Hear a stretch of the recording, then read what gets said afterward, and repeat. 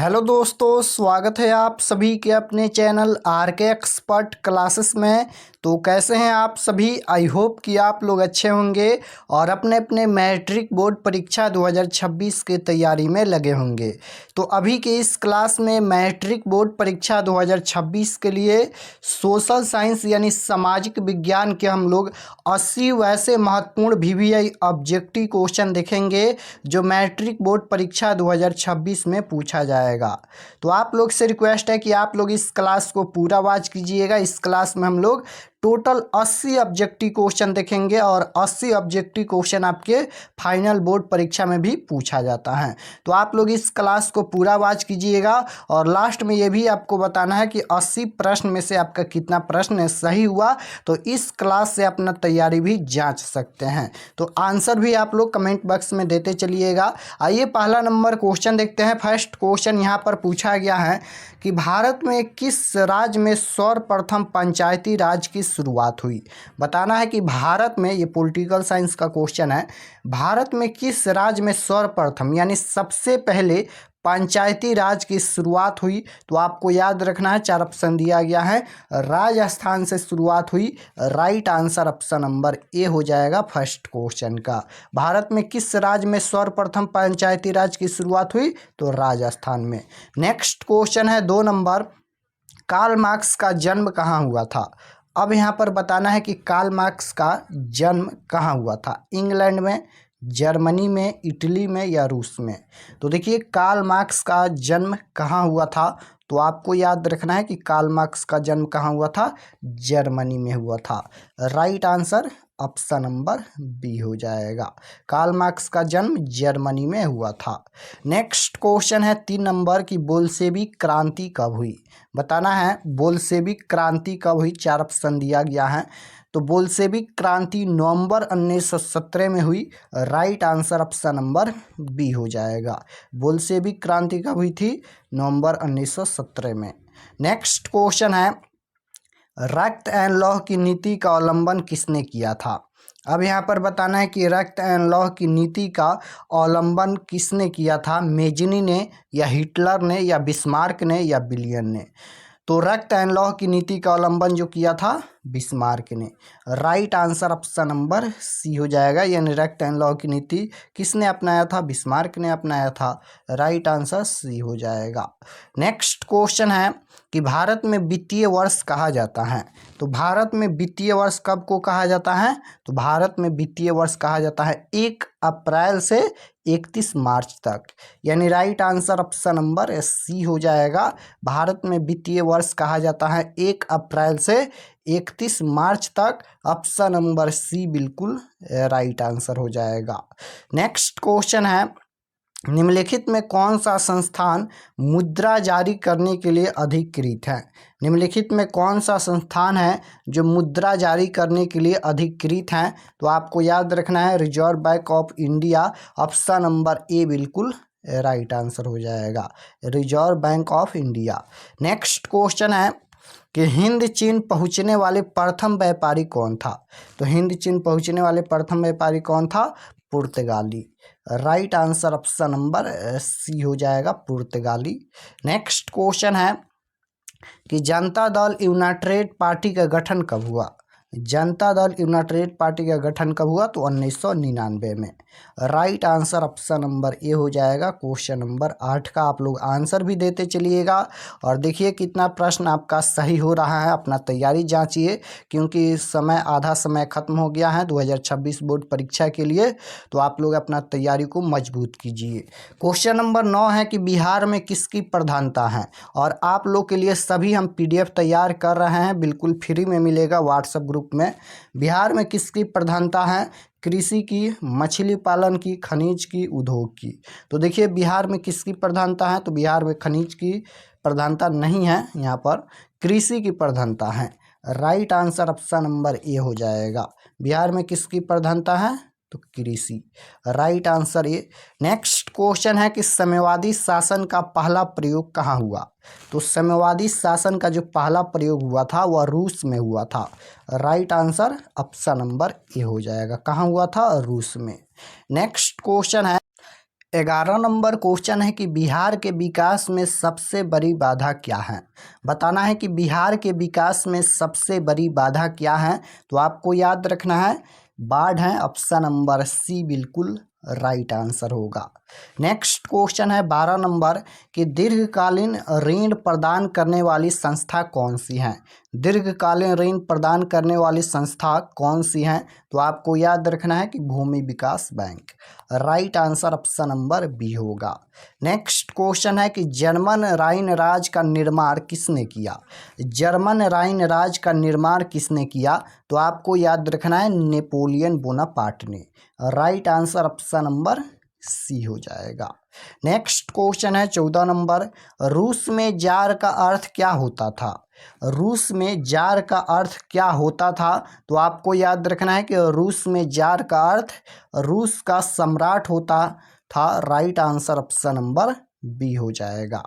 Next question है जवाहर रोजगार योजना लागू हुई। तो ये 1989 में लागू हुई। राइट आंसर ऑप्शन नंबर ए हो जाएगा। नेक्स्ट क्वेश्चन है कि बिहार के पिछड़ेपन को दूर करने के कौन से उपाय हैं। तो बिहार के पिछड़ेपन को दूर करने के उपाय पूछा गया है। तो देखिए बिहार एक पिछड़ा राज्य है, इकोनॉमिक्स बताता है। और बिहार के पिछड़ेपन को दूर करने के लिए कौन सा उपाय सही है। जनसंख्या पर नियंत्रण भी सही है, कृषि का तेजी से विकास और उद्योगों का विकास। यानी बिहार के पिछड़ेपन को अगर दूर करना है तो जनसंख्या पर नियंत्रण रखना होगा, कृषि का तेजी से विकास करना होगा, उद्योगों का भी विकास करना होगा। यानी right answer option number D हो जाएगा। इनमें से सभी सही हैं। नेक्स्ट क्वेश्चन है 17 नंबर बिहार के विभाजन के पश्चात कौन सा उद्योग रह गया। तो बिहार के विभाजन के पश्चात कौन सा उद्योग रह गया। चीनी उद्योग रह गया। ऑप्शन नंबर सी बिल्कुल राइट आंसर। नेक्स्ट क्वेश्चन है कि फ्रैंकफर्ट की संधि कब हुई। तो फ्रैंकफर्ट की संधि 1871 में हुई।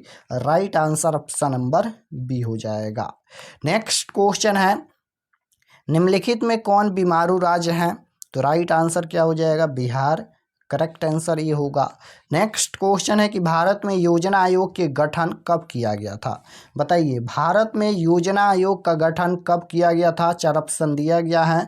15 मार्च 1950, 15 सितंबर 1950 या 15 अक्टूबर 1951 या 16 दिसंबर 1952। तो भारत में योजना आयोग का गठन कब किया गया था। तो देखिए भारत में योजना आयोग का गठन 15 मार्च 1950 को किया गया था। आपको याद रखना है ऑप्शन नंबर ए बिल्कुल राइट आंसर हो जाएगा क्वेश्चन नंबर 20 का। नेक्स्ट क्वेश्चन है इटली एंड जर्मनी वर्तमान में किस महादेश के अंतर्गत आते हैं। अब यहाँ पर बताना है कि इटली एंड जर्मनी किस महादेश के अंतर्गत आते हैं। देश नहीं, महादेश के अंतर्गत आते हैं। तो यूरोप महादेश के अंतर्गत आते हैं। यूरोप एक महादेश है। ऑप्शन नंबर सी बिल्कुल राइट आंसर हो जाएगा। यूरोप में कई देश हैं, यानी यूरोप एक महादेश है जो कि इटली एंड जर्मनी वर्तमान में यूरोप महादेश के अंतर्गत ही आते हैं। राइट आंसर सी हो जाएगा। नेक्स्ट क्वेश्चन है भारतीय योजना आयोग के प्रथम अध्यक्ष कौन थे। अब यहाँ पर बताना है भारतीय योजना आयोग के प्रथम अध्यक्ष कौन थे। तो Pandit Jawaharlal Nehru. Option number B बिल्कुल राइट आंसर। नेक्स्ट क्वेश्चन है कि इनमें कौन सा संस्थागत वित्तीय संस्था है। इनमें कौन सा संस्थागत है जो वित्तीय संस्था है। तो ये सहकारी बैंक है। ऑप्शन नंबर बी बिल्कुल राइट आंसर होगा। नेक्स्ट क्वेश्चन है भारत के पड़ोसी देशों में किस देश की प्रति व्यक्ति आय सबसे अधिक है। सबसे अधिक पूछा गया है। तो भारत के पड़ोसी देशों में किस देश की प्रति व्यक्ति आय सबसे अधिक है। नेपाल की। Right answer option number B हो जाएगा। नेक्स्ट क्वेश्चन है भारत की आर्थिक व्यवस्था क्या है। तो भारत की आर्थिक व्यवस्था न तो समाजवादी है न ही पूंजीवादी है, मिश्रित अर्थव्यवस्था है। Right answer option number C हो जाएगा। भारत की आर्थिक व्यवस्था क्या है, मिश्रित। नेक्स्ट क्वेश्चन है कि कौन बीमारू राज्य नहीं है। तो बिहार एक बीमारू राज्य है, मध्य प्रदेश भी है और उड़ीसा भी है। कर्नाटक बीमारू राज्य नहीं है। ऑप्शन नंबर सी बिल्कुल राइट आंसर। नेक्स्ट क्वेश्चन है कि दास कैपिटल किसकी रचना है। तो दास कैपिटल कार्ल मार्क्स की रचना है। ऑप्शन नंबर ए बिल्कुल राइट आंसर हो जाएगा।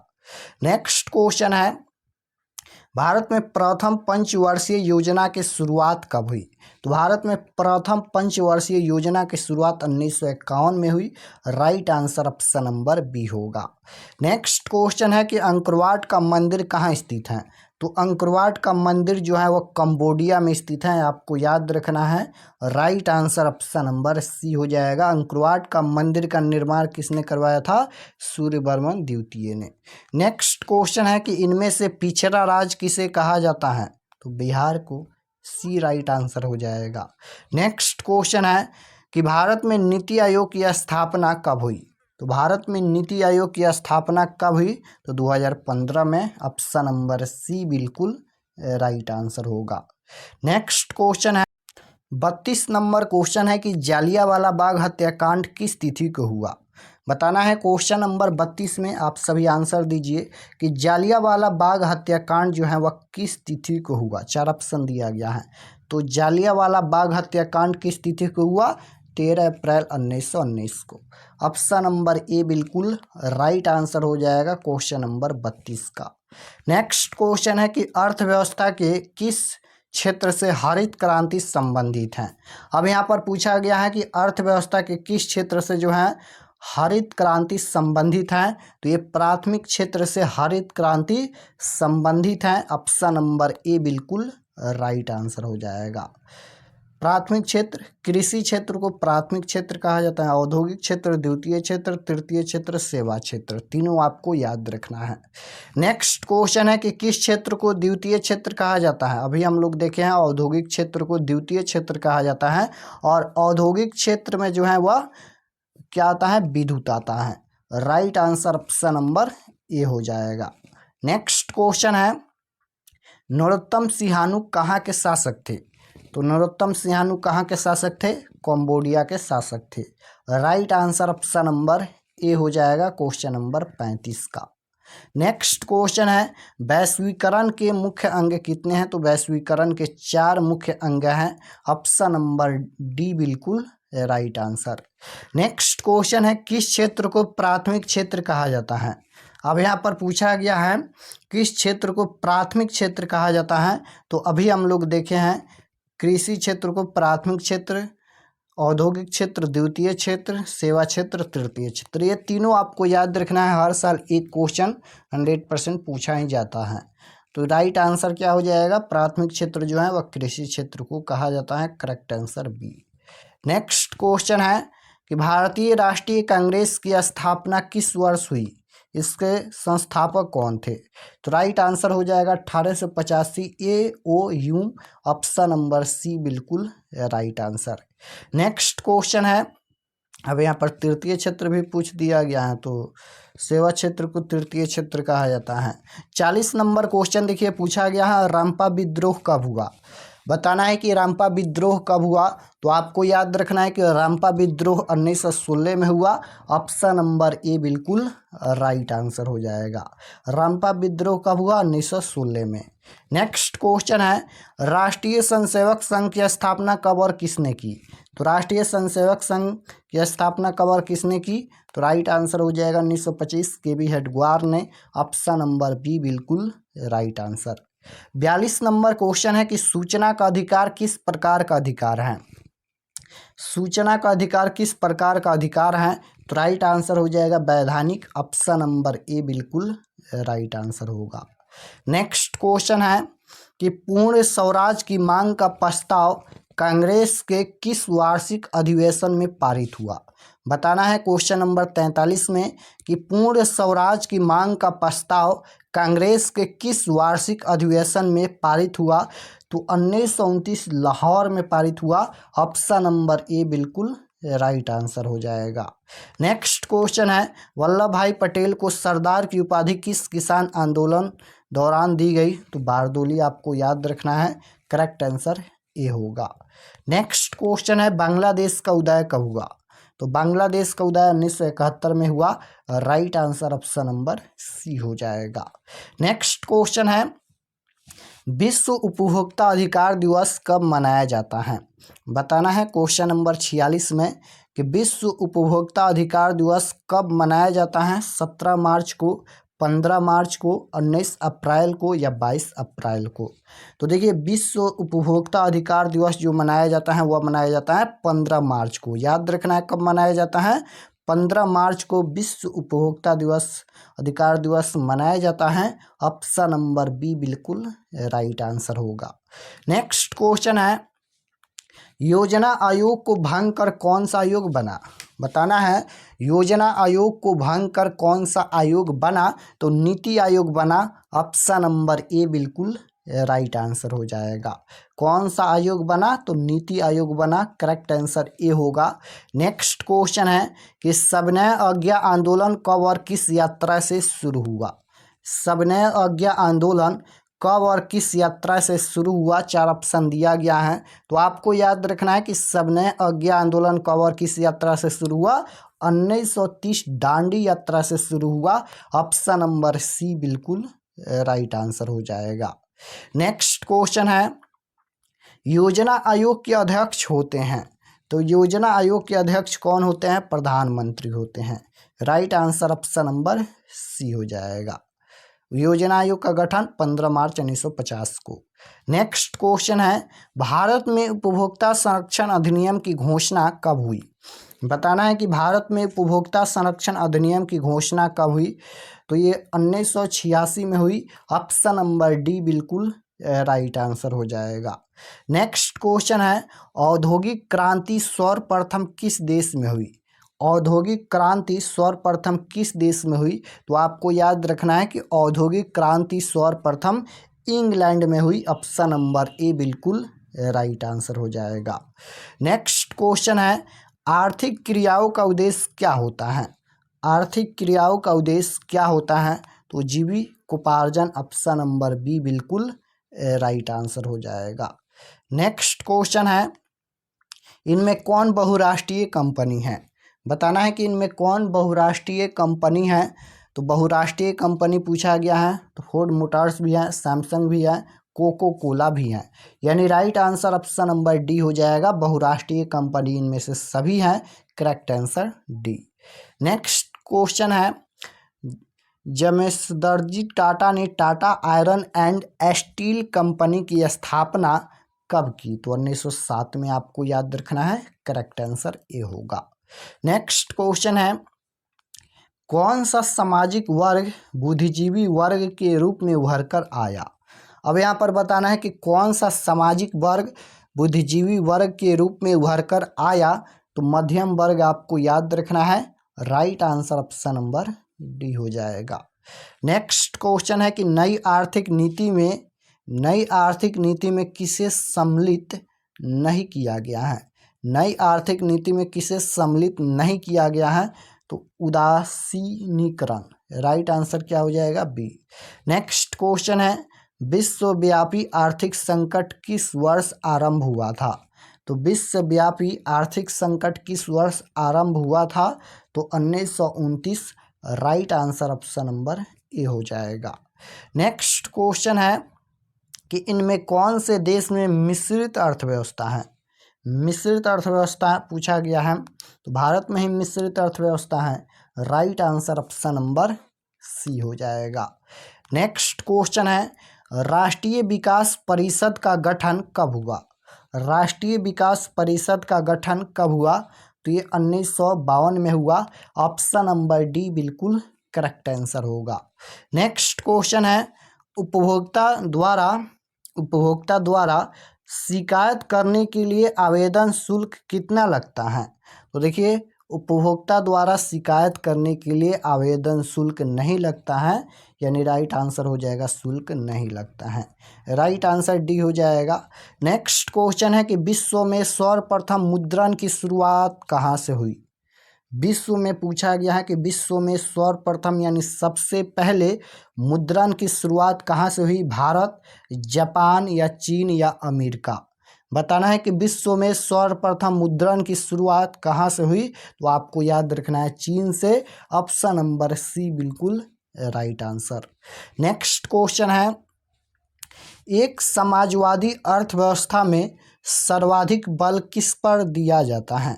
एक समाजवादी अर्थव्यवस्था में सर्वाधिक बल किस पर दिया जाता है? तो लोक कल्याण पर। ऑप्शन नंबर ए बिल्कुल राइट आंसर होगा।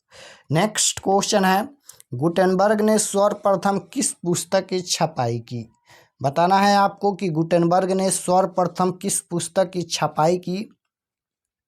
तो गुटेनबर्ग ने सर्वप्रथम यानी सबसे पहले बाइबिल पुस्तक की छपाई की। Right answer option number D हो जाएगा। नेक्स्ट क्वेश्चन है, सब्जी के उत्पादन में बिहार को देश में कौन सा स्थान प्राप्त है? सब्जी के उत्पादन में बिहार को देश में कौन सा स्थान प्राप्त है? तो दूसरा स्थान प्राप्त है। ऑप्शन नंबर ए बिल्कुल राइट आंसर। नेक्स्ट क्वेश्चन है कि निम्नलिखित में कौन छोटे पैमाने का उद्योग है? निम्नलिखित में कौन छोटे पैमाने का उद्योग है? तो खिलौना उद्योग है। ऑप्शन नंबर सी बिल्कुल राइट आंसर। नेक्स्ट क्वेश्चन है कि जिस देश का राष्ट्रीय आय या प्रति व्यक्ति आय सर्वाधिक होता है वह देश क्या कहलाता है? जिस देश का राष्ट्रीय आय या प्रति व्यक्ति आय सर्वाधिक यानी सबसे अधिक होता है, तो जब सबसे अधिक होगा यहाँ पर राष्ट्रीय आय या प्रति व्यक्ति आय सबसे अधिक होता है तो वह देश क्या कहलाएगा? वह देश विकसित है। Right answer option number B हो जाएगा।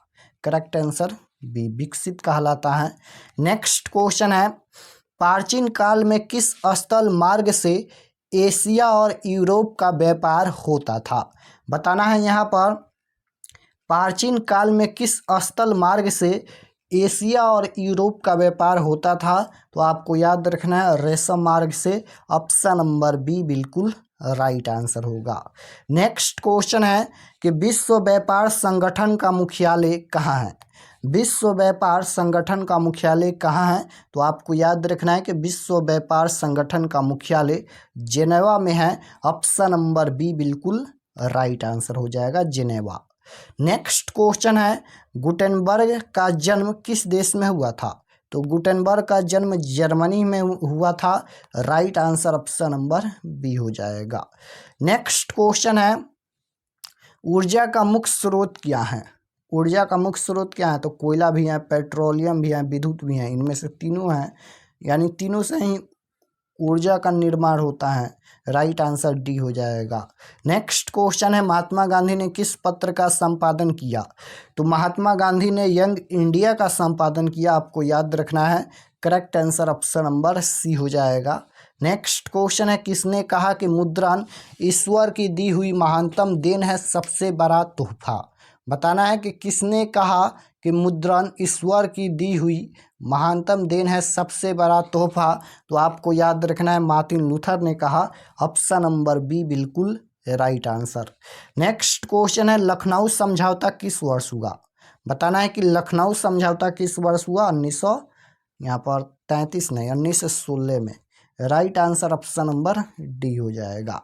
लखनऊ समझौता किस वर्ष हुआ? 1916 में।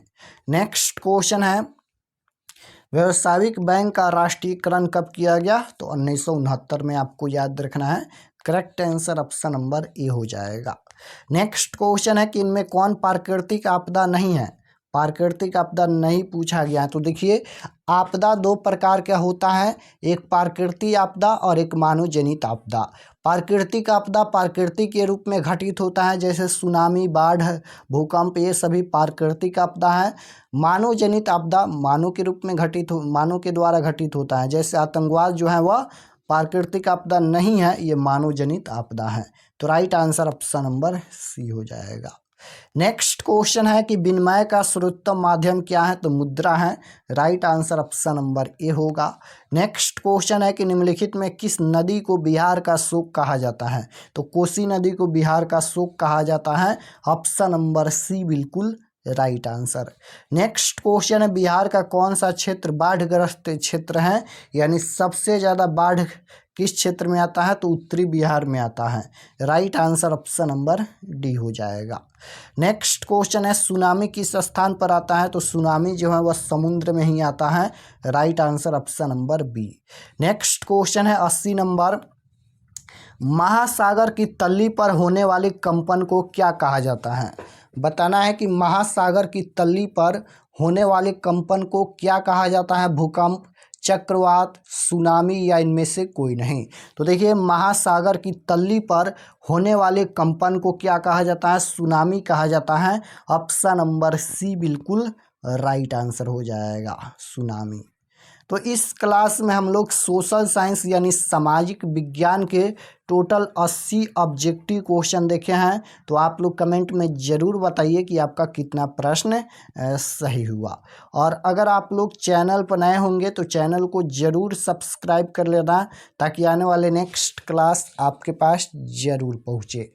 और सभी सब्जेक्ट का सब्जेक्टिव क्वेश्चन आंसर डाउनलोड करने के लिए गूगल पर जाइए, सर्च कीजिए RK expert classes. First page आएगा, उस पर क्लिक करके क्लास 10th के सेक्शन में जाकर आप लोग सब्जेक्टिव डाउनलोड कर सकते हैं। डेली अपलोड होता है उस पर, चैप्टर बाय चैप्टर ऑब्जेक्टिव और सब्जेक्टिव। तो वहाँ से डाउनलोड करके अपना तैयारी बेहतर कर सकते हैं। तो मिलते हैं नेक्स्ट क्लास में। कोई भी डाउट होगा कमेंट में बताना।